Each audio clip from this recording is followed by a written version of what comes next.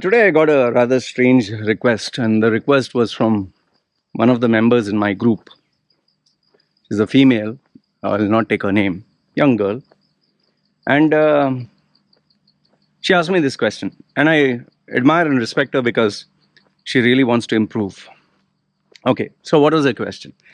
Her question was, how did I, when I was like almost 100, 120 kilos, mass and fat and all that, how did I manage to run 48 kilometers, that also barefoot, without shoes?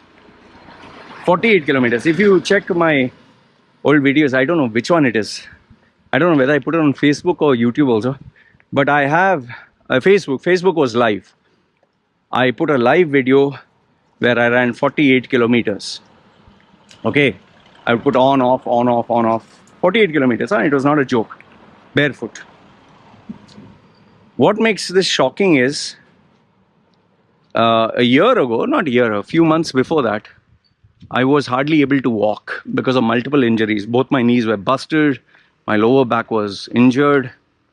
I couldn't breathe because I had, I don't know, breathing issues because of overweight. Okay. Still, even though doctor said it's not possible, and without any mentoring or coaching, that is a big one. After mentoring and coaching, I improved like leaps and bounds. And I lost half my body weight and ran, for a guy who could not walk, I ran 12 kilometers in 54 minutes, I think, 54. 12 kilometers is pretty good speed for a guy who could not, I mean, even jog 100 meters. Okay, so how did I do it? In this video, I'll share with you that truth. Okay, first, see, and these are not absolute tips. These are tips that work for me. See what works for you. Now, this is whether barefoot or whether shoes. But please, if you're going to go barefoot, I'll make a separate video on that, because just running barefoot without proper preparation, you'll end up with all the problems I had.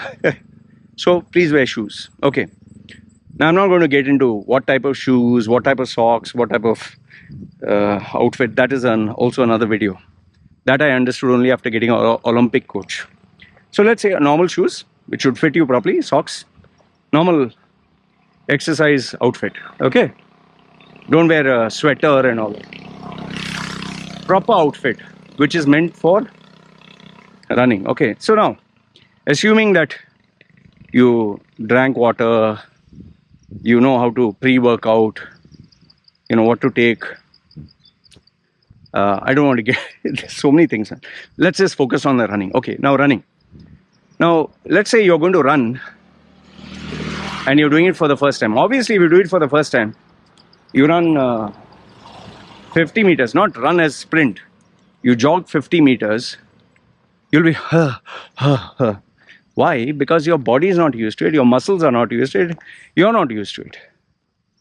So, first time when you run, obviously you'll be like, shish man, I can't even do 50 meters. That is good. Why? Because you're just starting.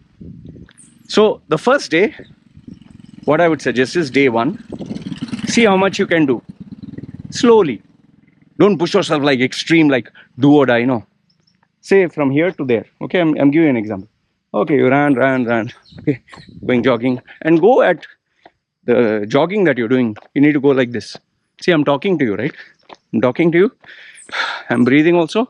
And I'm jogging. So go at that pace. So that pace is what you should be running at. Not like running where you can't talk. You should be able to jog at a pace you can talk. That is number one. And keep a estimate as to how much you ran. If you have a watch or you can measure in terms of kilometers, it's good. Otherwise, what I have to do is For example, this pole to this pole, I would run, and that is my measurement. Okay, that's one. First day. Second day, do it again. Remember, slow. Third day, do it again. Now, keep doing this until you feel that same distance is easy. Once that distance is easy, increase a little bit more.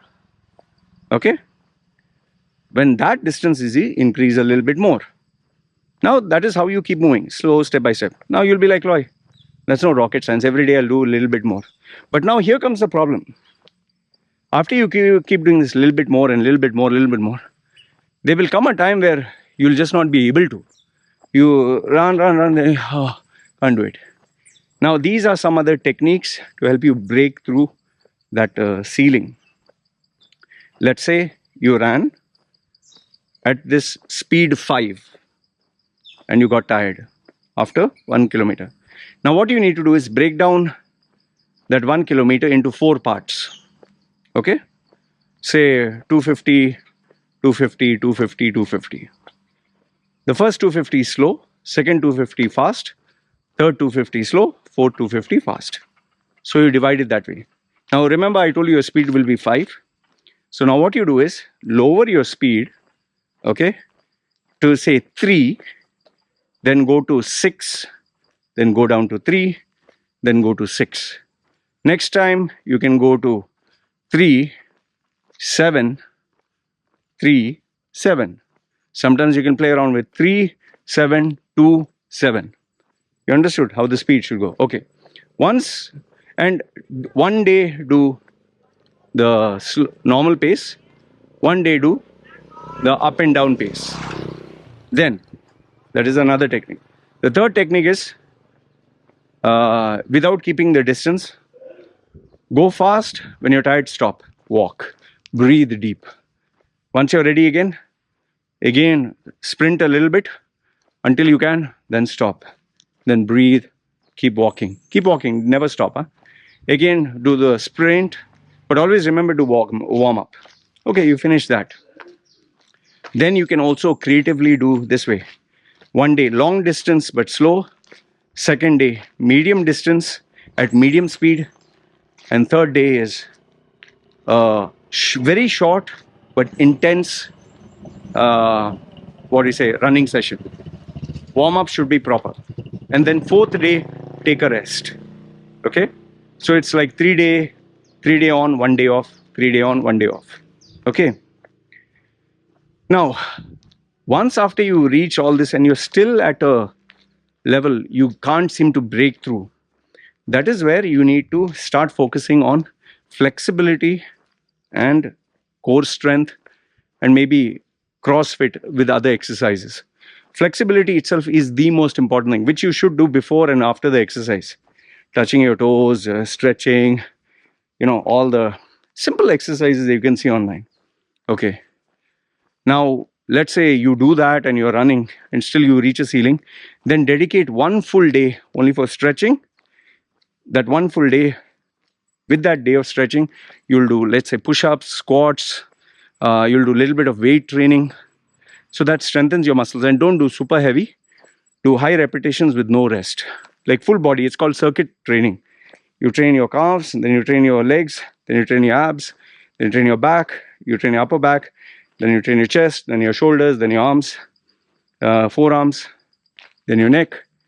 Take rest, again do it. Repetitions can be 20. That itself is tiring. So this is another way. Then you can also include swimming. Swimming not for relaxing. Swimming as a proper sprint, up, down, up, down, up, down. You don't stop. Okay. Then another technique that I've incorporated. In Dubai, the beaches were really damn good. I used to go running on the beach. And later on with my Olympic coach, he used to take me in water that was up to my knees. Okay, knees or sometimes still here. And I had to lift my leg up and run. Oof, that was terrible, man. Oh, I used to hate that. And that also used to make me run at 12 o'clock in the afternoon. Try that in the desert heat of UAE. 45 degrees and above. Sometimes it used to go to 48, 49 degrees. Oof. But I developed the resilience for that.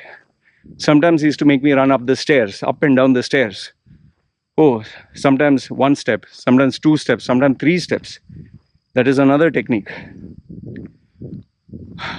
The last and final bits that I'll give you is, remember, it is your whole body. So when you train your ancillary muscles, like for example, abdominals, let's say for example, your quads and your hamstrings, let's say for example, another technique I'll give you, let's say you do squats until you're tired and then you start slowly sprinting. Don't sprint fast, huh? You'll get a muscle cramp or tear or whatever. I used to do like 20-30 squats, run up, run down, again 20-30 squats, sometimes burpees. Sometimes I used to do squats and push-ups and then run up and down. So you can be creative with these forms of exercise. However, they should be a way for you to measure. And for that, you have to take notes. For that, you have to check your timings. You have to record all this. And eventually push yourself. Don't be in the comfort zone. For me, I've done all this. And then obviously, you know, when you use supplementation and rest and recovery and therapy and all that, it obviously pushes you. And I'm talking of like investing in stuff that even like compression socks that you would compress and heal your leg faster or your muscle groups. I had a full body compression suit. Sometimes I would do ice bath and stay in the ice water 15 minutes. See, don't try all this crazy stuff without consulting a doctor or a professional. Your body will go for a toss. But anyway, all in all, what I want to tell you is running is the most, long distance running is the most natural, therapeutic and most amazing exercise I've done. Among all the exercise, even, okay, I always loved bodybuilding, but better than bodybuilding is running. Better than running is obviously yoga. Okay. Swimming is, you could say running, swimming, more or less the same, because swimming is low impact. So that is how I managed to do it, and I was very dedicated. That's how I managed, and my body got used to it. And yes, the soles where I could hardly walk, maybe 10 steps, really, huh? Not joking, 10 steps barefoot. I was able to do 48 kilometers, man. Bloody hell. But I can tell you one thing, after that 48 kilometers, I was sore for, I think I was sore for 3 days or 4 days. It was the Olympic, like this, whole body was sore. Anyway, this is what I wanted to share with you guys, and I hope this girl, she always keeps asking me. Today I said, okay, Chuma, chal, let's answer it. So if I have time, yes, I will answer. And if you want me to notice your questions, always put it below the YouTube videos. Always check there. WhatsApp, sometimes what happens is when people send WhatsApp or Facebook, I read it, but then I forget about it. But if it's there on the YouTube, I compile the list together. Anyway, that's what I wanted to tell you. Let me know your thoughts. Did you find this useful? Did you not? And this is me signing off. You guys take care. Ciao.